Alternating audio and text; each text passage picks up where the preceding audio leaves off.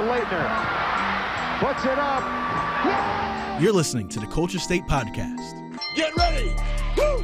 Welcome to another episode of the Culture State Podcast, and this interview is kind of timely because we're talking to somebody who's from Durham, who lived their dream, became a WWE superstar, but before we even talked to him, or actually after we spoke to him, the whole Vince McMahon news comes out, where he's stepping down, he's retiring and all that, and this guy was actually fired by Vince McMahon. So, you know, while we don't have his take on that in particular, it will be interesting to talk to somebody whose life has been impacted by Vince McMahon in a good way and in a bad way, but overall a good way because he was able to live his dream.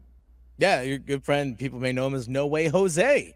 And I believe, remember, actually, Chris, we're going to talk to him about this. I'm going to bring it up. You beat him for the CWF Mid-Atlantic Television Championship.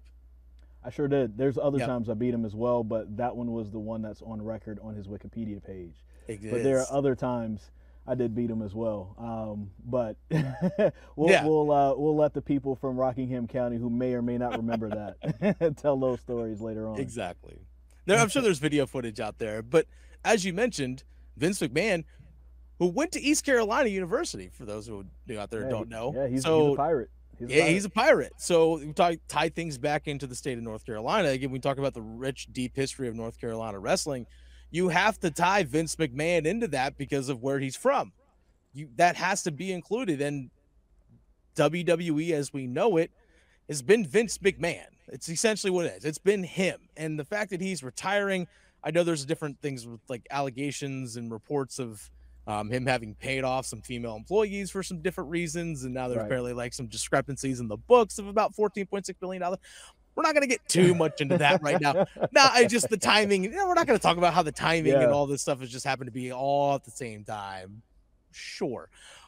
And Vince McMahon grew up in Pinehurst, North Carolina, too. Exactly. So he's a North Carolinian. All around. Yeah, North Carolina. Hey, he went to ECU, like we mentioned. He's a pirate. This guy is North Carolina. And to see what the wrestling business has become under his direction, for better or for worse at times, to see this landscape changing, it's a big thing. This really is a big thing in the industry because for the better part of 4 decades, he's been the focal point or the top of the mountain, I guess you can say, in the industry, in the business that is pro wrestling. The things that we know it today, he built it. Plain and simple. Pretty much, you know, what people who are our age and younger and maybe a little bit older than us, you know, they what they know wrestling as right now is pretty much how Vince McMahon shaped it. There was the territory system beforehand. Yeah. And then when WWF at the time was really expanding, of course, you know, he started the whole WrestleMania thing in New York in 1985.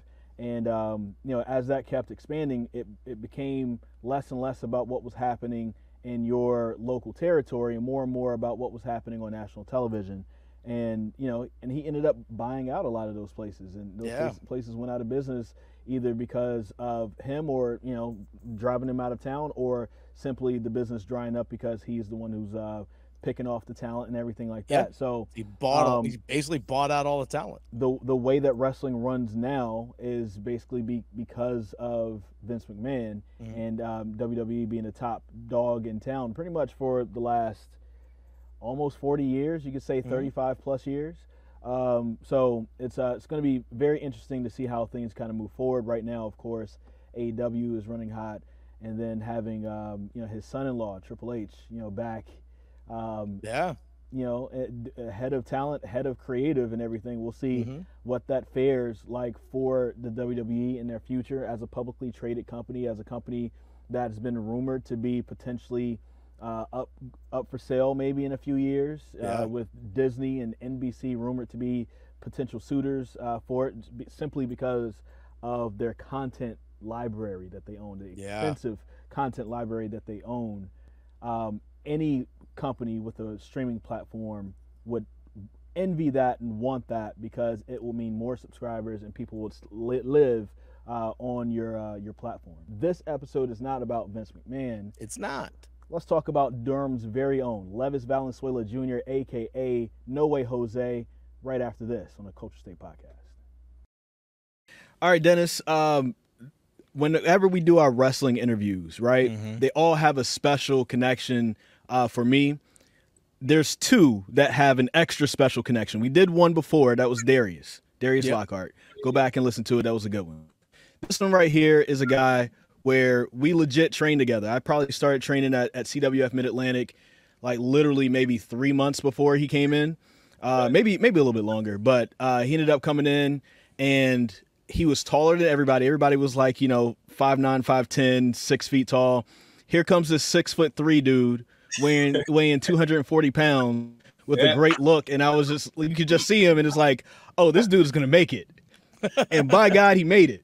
He did. So welcome to the show, to Culture State Podcast. My guy, you can call him No Way. I'm going to call him Levis. How you doing today, my man? Good, brother, man. Man, took me down memory lane. What a beautiful time it was, Yeah, 2013.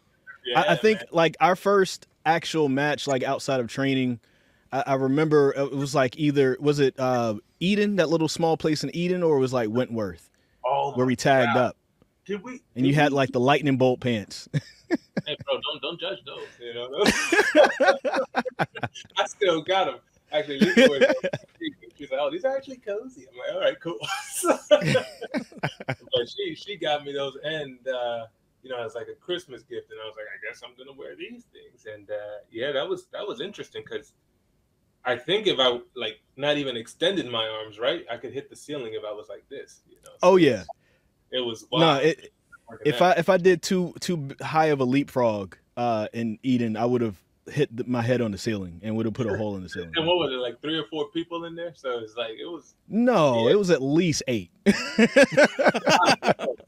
I was having individual conversation and hold. I was like, help me. No, my bad. I'll go to the next person. So yeah, it was very intimate. It was a very intimate setting. Yeah, man, what a way to start, right? Like, it's like, oh, okay, you're gonna feel nervous, and it's gonna feel like you can hear and see everybody, but when you actually can, it's like, all right, cool, whatever, let's start rolling. So, yeah. What was life like as an independent wrestler in those days? It just going around the state of North Carolina, or just the region as a whole? Obviously, you did a show in front of 8, 9 people. I'm telling you, it was 5. He's overstating. He's trying to. Okay. It was at least 9. It was at least 9. If you count the people that were filming it, yeah, it was 9. That's what I'm doing. How was it? I mean, it was different. I mean, because I didn't know what I was really getting myself into, and that's what I figured out. Like, along the way with wrestling, it's like its own space or whatever. And when you want to do it and you're interested in it, you just see it on TV or whatnot, and you're like, oh, that's the dream, and you go for that. But like, just the behind the scenes, the inner workings, the small crowds like that, that was different. That was new for me. So, from there and then going up and down, or, across North Carolina where I could, I just tried to stand out all I could. And what I did was talk a lot of trash. And that's basically what got me through. And I worked with Chris a whole bunch. So that was fun, because it was like someone familiar that you're familiar with when you're first getting started, and that chemistry there, and then people would see the match and then want to book us other places. So that was fun. But yeah, it was different, a lot different. Yeah. So for the people who are just hearing from you or knowing you for the first time on this show, he worked as No Way Jose in WWE. You were there 2014 to 2020? 2015 to 2020? Yeah, 2015. I signed the papers 2014, but yeah, I went okay. to the door 2015.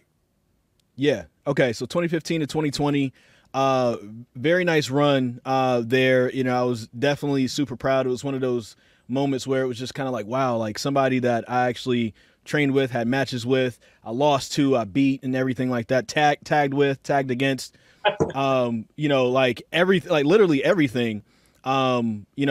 I had a chance to see you live, like at Raw in the Greensboro Coliseum, and also live in Concord, North Carolina for NXT. But you're from Durham. You're not originally from Durham, but you lived in Durham and everything like that. What was when you were growing up and as you're kind of living in Durham, Talk about the influence of wrestling on you from the area and maybe going to other events maybe around here that kind of inspired you to want to pursue wrestling. Well, I mean, growing up in Durham, I was there on my own. My family's from Jersey, Dominican Republic, but they moved to Jersey, and so like everybody I knew was up there. So I was basically like the only dude in my family over here. But you know, it was a lot of baseball in the house or whatnot. Wrestling came into play when I was like 10 or 11, and it was just like visiting my cousins, and I saw him jump off of something onto his brother, and he was like, "Oh, I'm Shawn Michaels, he's Vader, you can be Ahmed Johnson," obvious reasons. And it's like, I was like, what are you guys, what are you guys talking about? And they didn't. I can't even see if you guys are laughing. This thing is glitching so much for me. But it's like,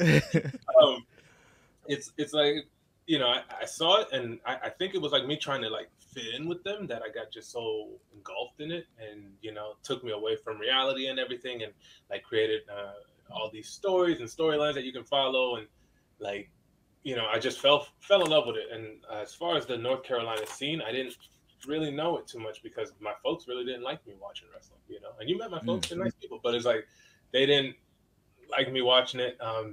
They wanted me to go to school, they wanted me to play baseball, all the usual stuff like a parent from a third world country comes in and they're just like, "Oh yeah, we want this and this is what we want." And it's like, all right, well, I gotta go ahead and do that even though I want to do this thing. But just started watching it more and more. Went to events when they were at is it still the RBC Center? I don't know what it's called anymore. PNC Arena. Okay. When it was at the PNC Arena, we went to those, which a lot of those were fun. I was actually there for the Angle Lesnar 1 hour Iron Man match, which was dope. A lot of house shows and stuff like that. So that's where I saw my first wrestling fight in the crowd, which was great. My very first show. So it's like people were fighting over their seats, and we were up high, man. We were in the nosebleeds. I was like, "What are you guys fighting for, man? Just move over." Actually, move down the road. Who cares? But yeah. So it was just like it was around, but like I wasn't really following closely because of how my household was. So I would just like, when it came on TV, just go in my room, close the door, and it would just be my time to enjoy it, right? So that's all I did. Have you had a chance to like look back? I know you're still in the business. I'm out, so I've had a chance to like reflect a little bit. But have you taken time to reflect on the fact that when you were there, within the building, it was you, the guy who would eventually become Cameron Grimes at NXT right now, the guy who would eventually become Andrew Everett, Yep. and then also like just around us, Adam Page, Cedric Alexander, and so many different wrestlers. Have you like really kind of, has it sunk into you like, man, it was so many big time stars that were about to bubble over that was just in our ecosystem at that time? Man, like, it's funny because no, that made me realize, no, I haven't, like, to me, it was like, a lot of people sort of say, like, "Oh man, you were there and you wrestled there." But like, for me, it was just part of my life. Right. So, everybody that you just mentioned was just like people in my life. And it's hard for me to sit back and reflect and I don't know. And I feel like I should, because I should appreciate that. And I should appreciate the time that we were in, and like just going in there, having a blast with all those stars that you just mentioned, and there's some that were there and you didn't mention. And it's like, no, I haven't sat back, thought about it, reflect on it. But man, that building had a lot of freaking talent in it, man. Like a lot of talented people. And Absolutely. I'll call out Cameron Grimes right now. He still can't, and he'd always try to get me, but now he knows that judo stuff, so he'll whoop me right now. But what up? I was gonna say his real name, but yeah, what up, Cam? All right, I do have a question about CWF Mid-Atlantic. Yeah. Now, this is according to your Wikipedia page. CWF Mid-Atlantic Television Championship, you won it on May 3rd, 2014, but you lost it to Chris Lee on December 6th, 2014. Take us through that time of dropping that title to Chris Lee.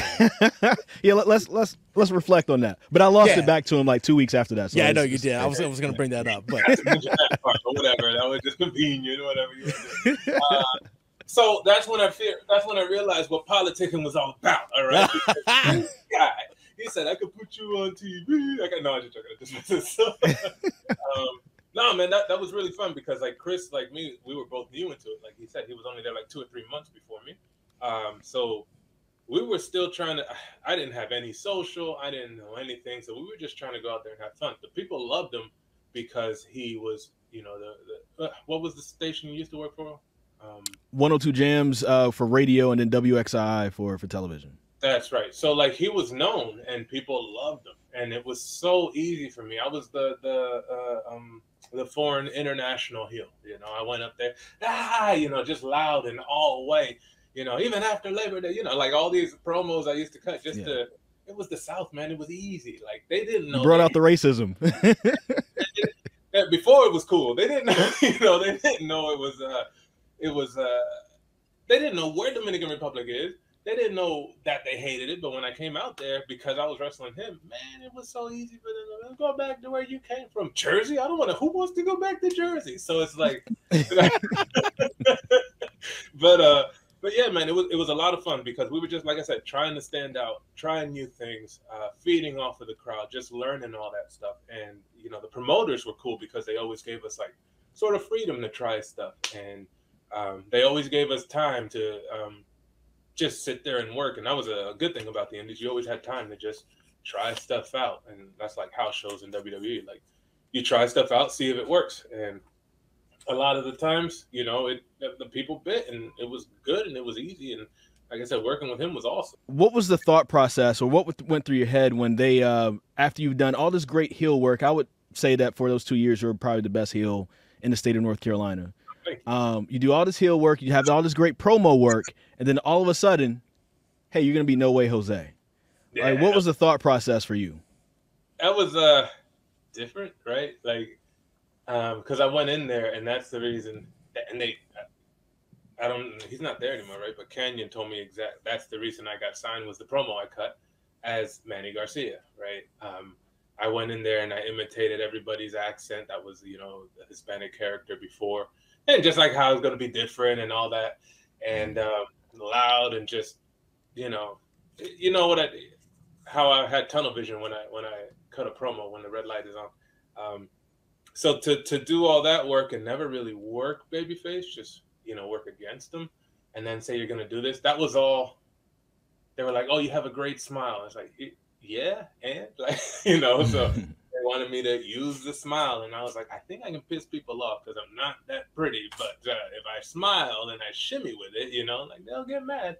But yeah, that was random. They made me face Jason Jordan and Cass XL or whatever. They put some generic like fast music, and I was like, all right, whatever. Like it sounded Hispanic or Latin American or whatever. So I was like, I'm just gonna dance a little bit to it, and I did, and everybody was just like dancing and having a good time, and like, you know, because with those PC shows, they're more nerve-wracking than Eden, where there's 5 people. It's because you're wrestling in front of your peers, and that's the most nerve-wracking thing in the world.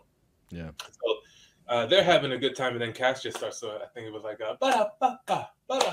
like he just starts a random beat out loud, and everybody does it, and so that's where I just start dancing with it. And Jason Jordan's like, "Oh yeah, baby, we're gonna do this." And so like every spot we had, and boom, boom, boom, he'd call it, and he'd be like, "Shimmy," and then I just, what are you gonna do about it? And then like we do something else, and no, oh, okay, dance over there, and I told him like I did like some dancing, like leg drop or elbow drop or whatever. And so that fit because we incorporated it in there, and that the character was right there. They wanted the character from the promo I cut, and they were trying to figure out, I guess from day one, how to fit it in. And the No Way name, you can't ask me how that happened. I think it was a joke, and that just sort of snowballed into the actual name. But yeah, it was different. It was weird, and I had to learn along the way because I'd never really worked babyface. And like you said, I wasn't in there that long, so starting from scratch, you know, it was tough. But as long as I was blown up on my entrance, I think that was good. I want to talk about your time on the main roster. You do NXT, you get up to the main roster.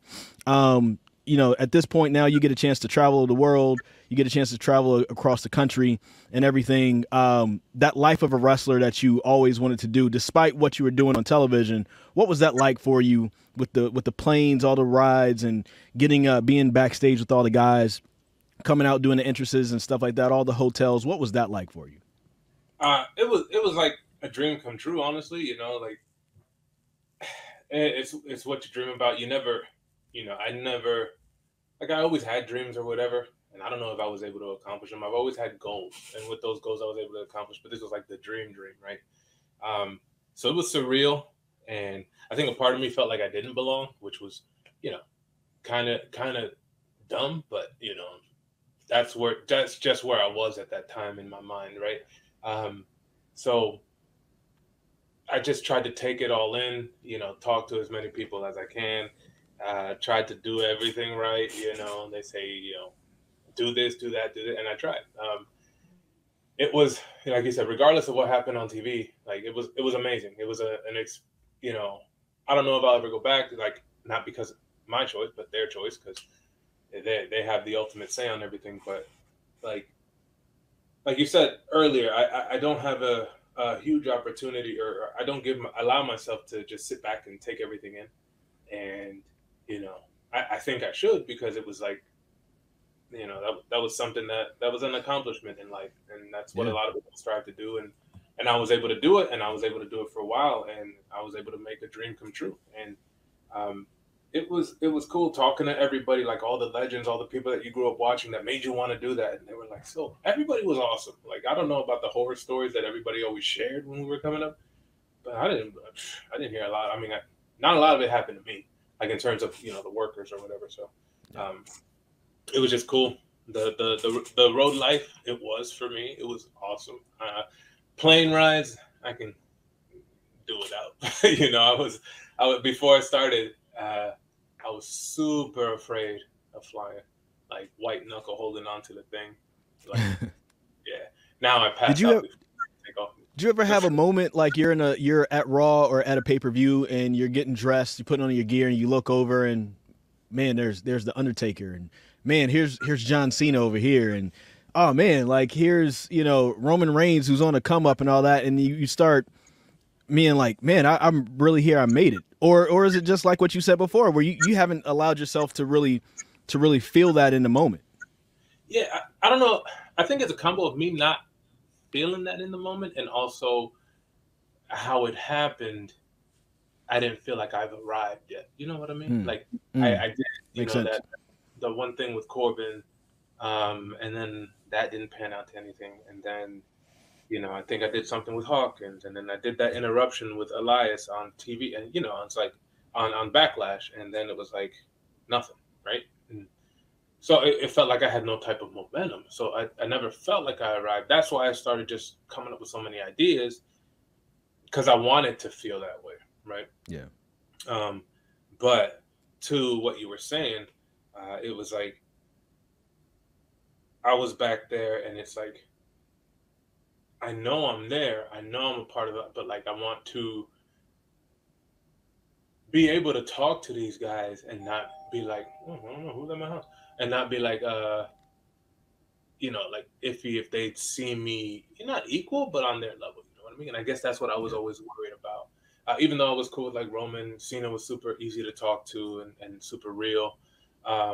Taker was cool. The one who froze me, like as I was walking, was The Rock, of course.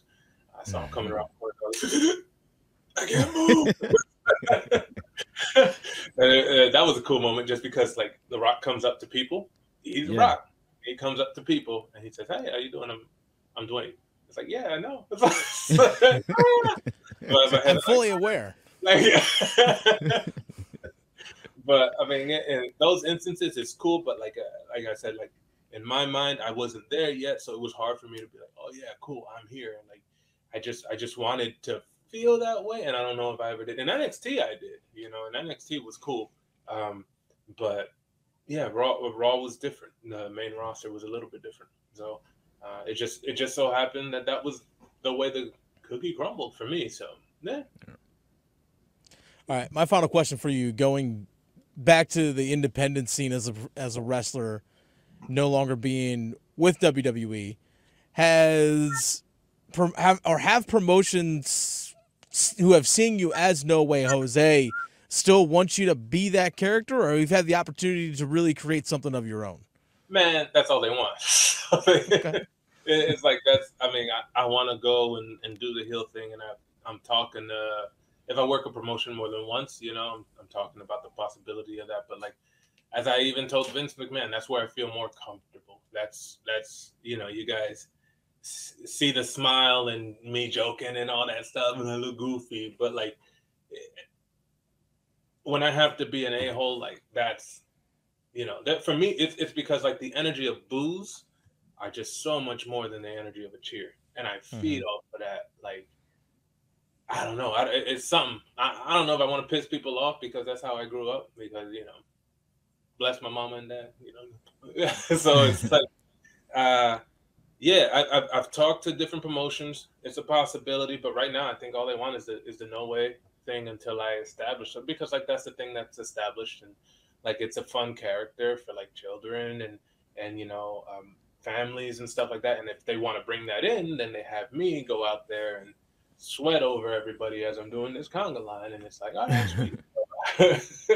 So that's what I do, and then have fun. But yeah, when I continue like to go back into it and everything, like I think I want to do a more serious take, because like I just feel that's where I don't know how to explain it, but that's just what I feel like I need to do, like the next thing. Because like the No Way thing, even I knew once they pitched the name, as soon as they did, I was like, ooh, that has a shelf life. That's going to pigeonhole me. And, it has. But so I have to do something to sort of change it. And if I ever make my 1 or 2 match return, we got to get back in the ring together. But as a tag team, though, because I'd rather tag with you. You don't want to take the power bomb, bro? It was not about the power bomb. It's the fact that I would like to like turn up with my brother. You know what I'm saying? Like, I don't want to beat on my brother. I don't want to get beat up by my brother. You know what I'm saying? Right. Let's beat up on some other people. Let's beat up on Dennis. If you ever come back, let me know. And then, you can get booked and just say, hey, I can do the same thing. Just let me know if you're interested, because I'm looking to get back in there. But soon I had to watch my baby boy grow up a little bit and make sure I was there for all that. So yes, sir. I'm there, and he's growing now, and he's about to, run and all that stuff. And okay, cool. I saw like the baby stuff, so now let me go out there and bump and feed again. I provide that way. Oh gosh, why couldn't I do something else? But yeah, cool. But thank you, man. Appreciate it. Congratulations to you and Lisa as well. Can't wait to see you again. All right, man. Thank you so much, brother. Good to see you. I want to thank my good buddy Levis Valenzuela, aka No Way Jose, for joining us for this episode. Of course, Jordan High School alum, did his thing at WWE, was there for like 6 years, 6 years, something like that.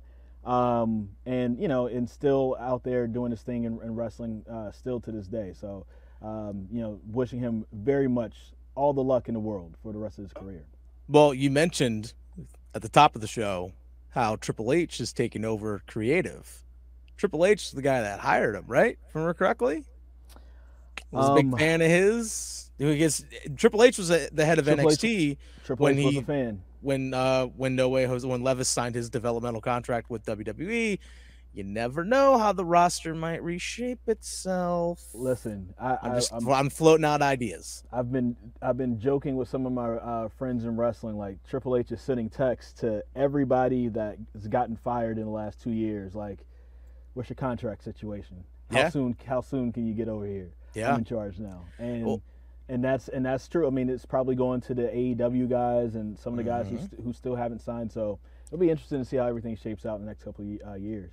Please give us a 5-star review, and just give us hugs when you see us. And also, make sure you follow my guy, Dennis at the Fan Rookie. Hilarious, by the way. And you're talking about my Devin Leary video. Now even Devin Leary thinks you're hilarious. So I'm glad that you're blowing up right now on the platform. Well, I don't know if he was laughing with me or at me. Maybe both.